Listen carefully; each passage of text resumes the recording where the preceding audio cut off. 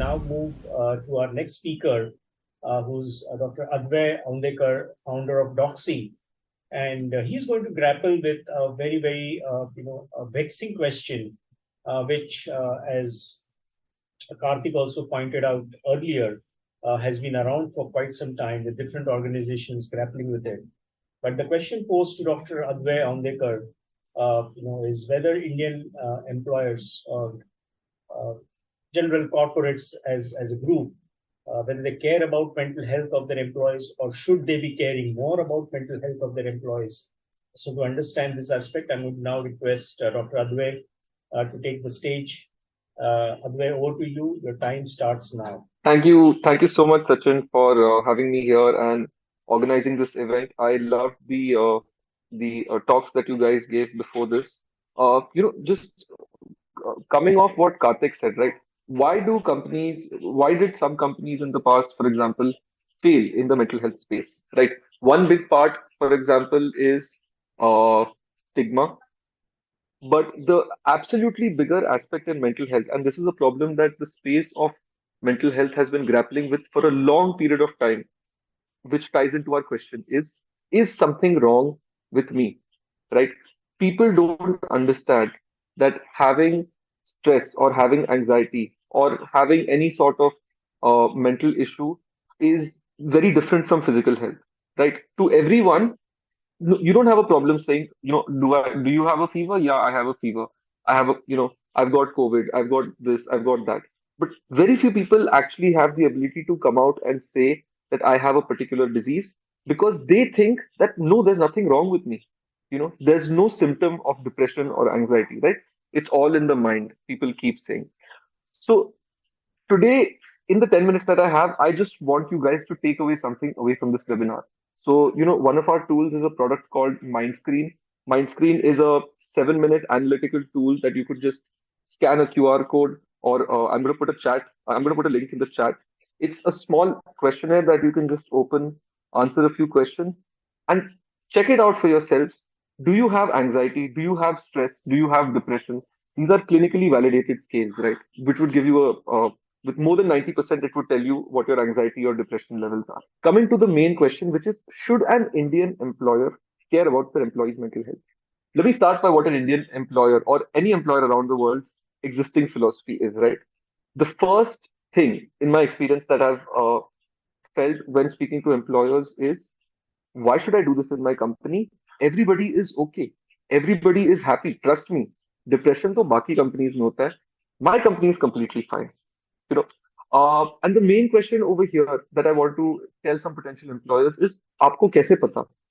How do you know all your employees are, not stressed or not anxious or not depressed, right? Your employees are trying their best to hide this from you. Everything that they're going through. At the end of the day, all employees want is to tell their boss, look, it's fine. I mean, I crossed the deadline, I did this, I did that, but मैं ठीक हूँ.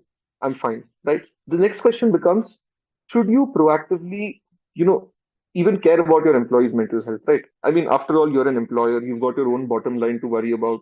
You've got, all sorts of deadlines, all sorts of targets to achieve. And, whether you talk about employees' health, think, you cover insurance, right?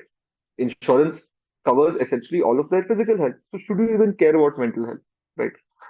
The most important thing to understand here is that out of all aspects of healthcare, the one aspect of healthcare that affects your company's bottom line the most and your team's performance most is mental health. And this has been proven in research over and over. Whether you're a software company, there is research to show that at what levels of anxiety, how much of your code base will have more bugs in it. If you have a sales team, at what particular level of depression will your sales performance, your sales team's conversion rate drop by 10%? There is data to show that your company is losing health or wealth because of your employees' poor mental health, right? So this is the first issue that I have to deal with when I'm speaking to employers. Another way that employers come out and tell us is that, look, I have a very small team. We don't need mental health. So you guys have clients like Dubai Police or 5,000, 10,000 plus size organizations. why would you why would you be interested in a 15% company, 10% company? This is what HRs and big companies do, right? Well, guess what? The small company perhaps needs it even more than a big company because of the limitation of manpower, because of the limitation of resources. It's extremely important to ensure that everybody in your team is performing to the optimum extent possible, and it's your effort as the employer to make sure that they are in the right place to give their optimal best, right?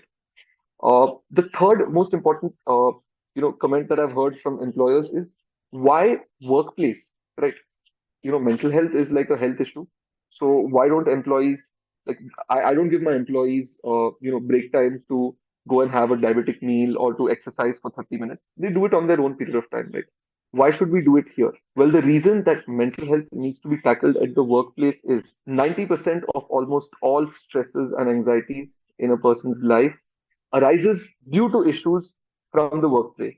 Again, World Bank data and American Psychiatric Association data. So it's obvious that, if you break it, you got to fix it because you are losing out if you don't fix it, right? And we are not talking about some altruistic ideal of, let's care for our employees because, it's good for them. Of course, it's good for them. But also, this is about your business.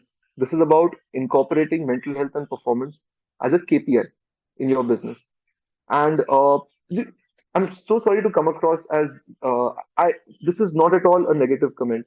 I think Indian employers actually care about our employees way more than other geographies. And I say this as a company with clients in the Middle East and right now in the USA. Indian employers actually care about their employees more and actually take a longer term perspective on their employees, in my opinion. But the only reason Indian employers don't want to spend more is that they don't see the ROI. मैं 20,000 rupees या 50,000 rupees क्यों spend करूं on anything which doesn't give me an obvious effect on my bottom line. That's what it comes down to, right?